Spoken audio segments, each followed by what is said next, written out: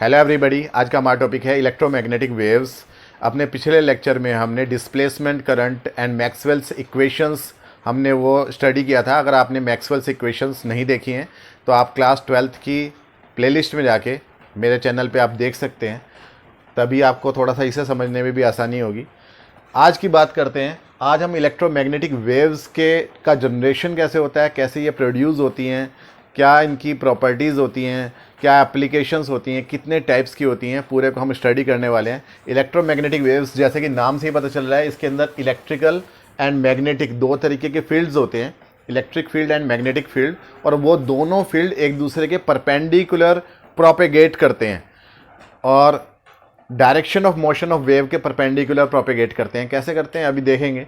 साथ ही हमें ये पता होना चाहिए कि जैसे इलेक्ट्रोमैग्नेटिक वेव्स जो हैं कौन कौन सी होती हैं। जैसे कि लाइट, ज़्यादातर मोस्ट कॉमन जो इलेक्ट्रोमैग्नेटिक वेव है लाइट है। हमारे पर लाइट गिर रही है जिसकी वजह से ये वीडियो बन रही है, आप दुनिया को देख रहे हो या किसी भी चीज़ को देख रहे हो तो लाइट की वजह से देख रहे हो। और लाइट खुद, विजिबल लाइट खुद अपने आप में एक इलेक्ट्रोमैग्नेटिक वेव है। तो इलेक्ट्रोमैग्नेटिक वेव्स जो हैं वो सभी तरफ हैं, कम्युनिकेशन में भी यूज़ होती हैं, बहुत सारे यूज़ हैं। एक्स रेज है, गामा रेज है, इंफ्रारेड है, विजिबल है, अल्ट्रावायलेट है, रेडियो वेव्स हैं। ये सब के बारे में हम स्टडी करेंगे। तो ये सब चीज़ें क्या होती हैं, इलेक्ट्रोमैग्नेटिक वेव्स होती हैं। तो इलेक्ट्रोमैग्नेटिक वेव्स जो हैं वो दो चीज़ों से मिलके बनती हैं, electric field and magnetic field.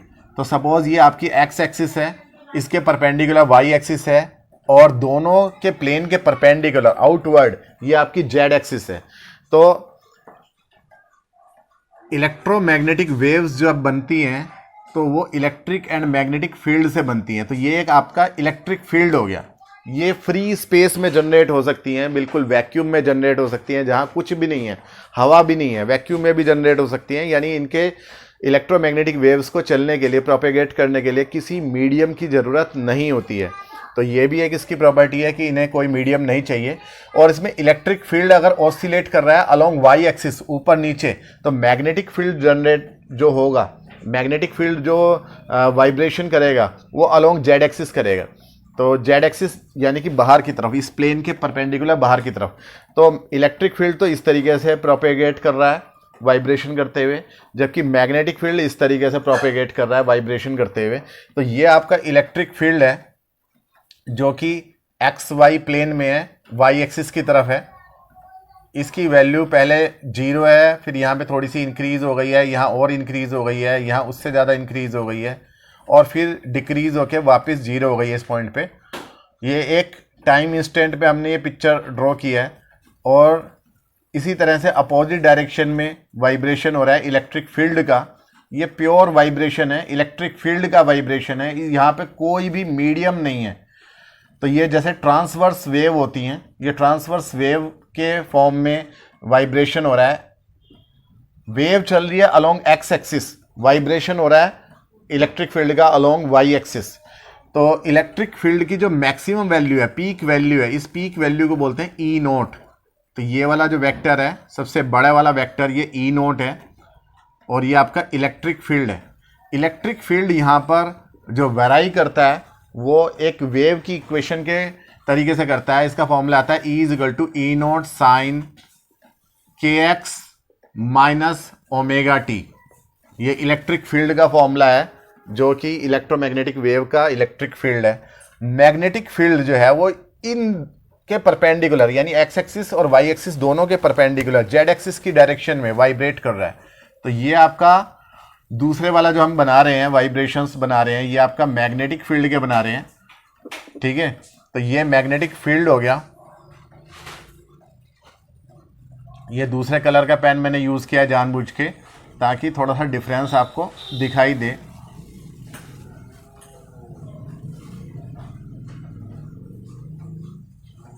ये मैग्नेटिक फील्ड हो गया।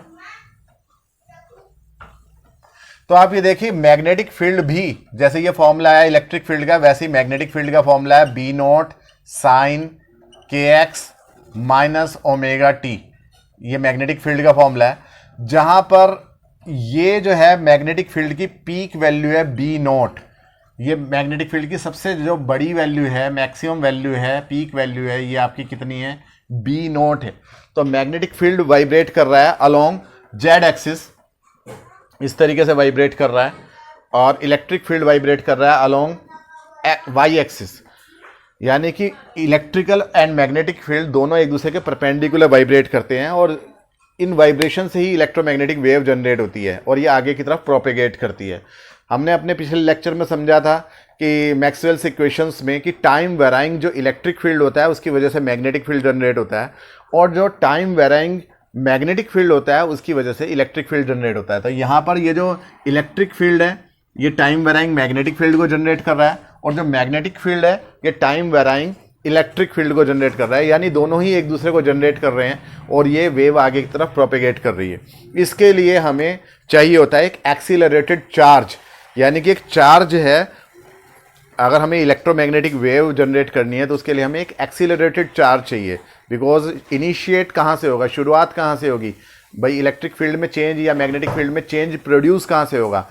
एक चार्ज है, अगर वो कांस्टेंट स्पीड से जा रहा है या रेस्ट में है तो उससे कोई इलेक्ट्रोमैग्नेटिक वेव जनरेट नहीं होगी, लेकिन अगर उसके अंदर एक्सीलरेशन है तो उससे एक्सीलरेशन की वजह से इलेक्ट्रोमैग्नेटिक वेव जनरेट होगी, बिकॉज वहाँ time varying electric field generate होगा, और इलेक्ट्रिक फील्ड से मैग्नेटिक फील्ड, और मैग्नेटिक से फिर इलेक्ट्रिक फील्ड, और मैग्नेटिक से इलेक्ट्रिक से फिर मैग्नेटिक फील्ड, यानी कि ये प्रोसेस चलता रहेगा और इलेक्ट्रोमैग्नेटिक वेव प्रोड्यूस होगी।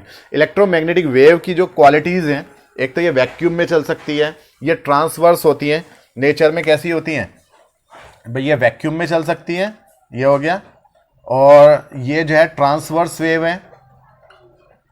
ट्रांसवर्स वेव मतलब वेव के प्रोपेगेशन के परपेंडिकुलर वाइब्रेशंस होते हैं। इलेक्ट्रिक फील्ड के भी वाइब्रेशन परपेंडिकुलर हो रहे हैं, मैग्नेटिक फील्ड के भी वाइब्रेशन परपेंडिकुलर हो रहे हैं, वेव आगे की तरफ जा रही है, तो ये ट्रांसवर्स वेव है। तीसरी बात, इसके अंदर जो है इलेक्ट्रिक फील्ड का ये फॉर्मूला है, मैग्नेटिक फील्ड का फॉर्मूला ये है, जिसमें जो के है ये वेव का जो है कांस्टेंट है, और इसकी वैल्यू होती है 2 pi upon lambda. Propagation constant है, इसकी वैल्यू जो है 2 पाई अपॉन लैम्डा होती है, वेयर लैम्डा जो होती है वो वेवलेंथ होती है। इलेक्ट्रोमैग्नेटिक वेव्स जो होती हैं उनकी speed of light in vacuum के इक्वल होती है। अगर वैक्यूम में अगर इनकी स्पीड देख रहे हैं तो इनकी स्पीड होती है c = 1 अपॉन अंडर रूट में म्यू नॉट एप्सिलॉन नॉट, जहां म्यू नॉट क्या है, परमिएबिलिटी ऑफ फ्री स्पेस, और एप्सिलॉन नॉट क्या है, परमिटिविटी ऑफ फ्री स्पेस। और अगर हमें इनकी स्पीड देखनी है इलेक्ट्रोमैग्नेटिक वेव की इन ए मीडियम, कोई और मीडियम है जैसे कि कांच में चल रही हैं, तो उसमें स्पीड क्या होगी, इलेक्ट्रोमैग्नेटिक वेव्स की स्पीड होगी v = 1 upon under root mu epsilon, where mu क्या है, परमिएबिलिटी ऑफ मीडियम, यानी मीडियम का ये प्रॉपर्टी है, और एप्सिलॉन क्या है, परमिटिविटी ऑफ मीडियम। एप्सिलॉन जो है वो डाइलेक्ट्रिक कांस्टेंट पे डिपेंड करता है, एप्सिलॉन = होता है एप्सिलॉन नॉट k। तो इस तरीके से किसी मीडियम में जो स्पीड होती है वो लाइट की स्पीड से थोड़ी सी कम हो जाती है। लाइट की स्पीड जो होती है वो 2.99792 मल्टीप्लाई 10⁸ मीटर पर सेकेंड होती है। तो ये सबसे ज़्यादा स्पीड है दुनिया में, इससे तेज़ कोई भी चीज़ नहीं चलती है। वैक्यूम में जितनी लाइट की स्पीड होती है या इलेक्ट्रोमैग्नेटिक वेव की स्पीड होती है वो सबसे ज़्यादा है, और उसकी वैल्यू ये होती है, और v की वैल्यू इससे थोड़ी सी कम हो जाती है, यानी किसी अदर मीडियम में जाने पर लाइट की स्पीड या इलेक्ट्रोमैग्नेटिक वेव की स्पीड कम हो जाती है।